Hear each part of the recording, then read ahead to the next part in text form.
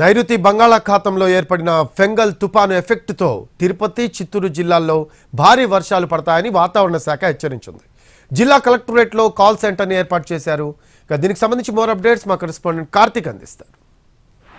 బంగాళాఖాతంలో ఏర్పడినటువంటి అల్పపీడనం ప్రభావంతో తుఫాను ఏర్పడడంతో ఆ తుఫాను ఎఫెక్ట్ వల్ల చిత్తూరు జిల్లా వ్యాప్తంగా కూడా భారీ వర్షాలు కురిసేటువంటి అవకాశం ఉంది. అయితే ప్రస్తుతం తిరుపతి జిల్లాతో పాటు ఇతర ప్రాంతాల్లో కూడా చిరుజల్లులు అయితే ప్రస్తుతం కురుస్తుంది. ప్రస్తుతం తిరుపతిలో కూడా చిరుజల్లులు ఉదయం నుంచి ఎడతెరిపి లేకుండా కురుస్తున్నటువంటి పరిస్థితి. అయితే ఇది మధ్యాహ్నం తర్వాత రెడ్ అలర్ట్ వాతావరణ శాఖ జారీ చేసినటువంటి నేపథ్యంలో ప్రతి ఒక్కరూ కూడా అప్రమత్తంగా ఉండాలని అయితే అధికారులు హెచ్చరికలు జారీ చేస్తున్నారు. ముఖ్యంగా నదీ పరివాహిక ప్రాంతాల్లో ఉన్నటువంటి వారందరూ కూడా అప్రమత్తంగా ఉండాలి. లోతట్టు ప్రాంతాల వారందరూ కూడా ఏదైతే సురక్షితమైనటువంటి ప్రాంతాలకు వెళ్లాలంటూ కూడా ఇప్పటికే అధికారులు హెచ్చరికలు జారీ చేసినటువంటి నేపథ్యంలో ప్రజలందరూ కూడా ఆ విధంగా జాగ్రత్తలు పాటిస్తున్నారని చెప్పాలి. అయితే ముఖ్యంగా తిరుపతి, సత్యవేడు, కాళాశ్రీ, నాయుడుపేట వరకు కూడా ఈ యొక్క వర్షాలు ఎక్కువగా ఉండేటువంటి అవకాశం ఉంది. ఇప్పటికే దానికి సంబంధించి రెడ్ అలర్ట్ అనేది కూడా వాతావరణ శాఖ జారీ చేసింది. అయితే ఈ రోజు రాత్రికి తీరం దాటేటువంటి అవకాశం ఉన్నటువంటి నేపథ్యంలో వర్షాలు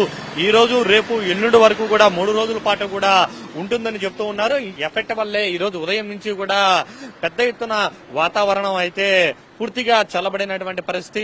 మేఘాలతో మొత్తం కూడా తిరుపతి నగరాన్ని కమ్మేసింది. మనకు ఎక్కడ చూసినా కూడా తిరుమల కొండలు చూసినప్పటికీ కూడా మొత్తం ఎట చూసినా కూడా మబ్బులతో, కార్మబ్బులతో ఉన్నటువంటి పరిస్థితి. ఏ క్షణమైనా కూడా వర్షం అయితే మొదలయ్యేటటువంటి అవకాశం అయితే చాలా స్పష్టంగా కనబడుతుంది. అయితే ఉదయం నుంచి కూడా ఈ తరహాలో చిన్నపాటి చినుకులు అయితే పడుతూనే ఉందని చెప్పాలి. అప్పుడప్పుడు వర్షం పడడం ఆగుతూనే ఉంది. అయితే మధ్యాహ్నం తర్వాత మాత్రం మరింత వర్షాలు పెరిగేటువంటి అవకాశం ఉన్నటువంటి నేపథ్యంలో అధికారులు అయితే అందరినీ కూడా అప్రమత్తం చేస్తున్నారని చెప్పాలి. ఇప్పటికే తిరుపతి కలెక్టరేట్ లో ఒక ప్రత్యేకమైనటువంటి కంట్రోల్ రూమ్ ఏర్పాటు చేశారు. పోలీసు శాఖ కూడా ఆయా నియోజకవర్గాలకు సంబంధించి ఆయా కంట్రోల్ రూములు అనేది కూడా ఏర్పాటు చేసినటువంటి పరిస్థితి. ఏ చిన్న ఇబ్బంది వచ్చినప్పటికీ కూడా కాల్ సెంటర్ ను సంప్రదించాలంటూ కూడా ప్రజలను ఇప్పటికే అధికారులు కూడా విజ్ఞప్తి చేస్తున్నారు. సో కాబట్టి ఈ 2-3 రోజుల పాటు కూడా ప్రజలు అప్రమత్తంగా ఉండాలని అధికారులు కోరుతూ ఉన్నారు. దాని తర్వాత ఏదైతే పుదుచ్చేరి నుంచి కన్యాకుమారి మధ్యలో కూడా ఈ యొక్క తుఫాను తీరం దాటేటువంటి అవకాశం ఉంటుంది. కాబట్టి తీరం దాటిన తర్వాత మరొక రోజు పాటు కూడా వర్షాలు ఉండేటువంటి అవకాశం ఉంటుంది. అప్పటి వరకు కూడా ముఖ్యంగా నదీ పరివాహిక ప్రాంతాల్లో ఉన్నటువంటి వాళ్ళు జాగ్రత్తలు తీసుకోవాలని అయితే అధికారులు కోరుతున్నారు. కెమెరా పర్సన్ చంచయ్యతో కార్తిక్, తిరుపతి నుండి.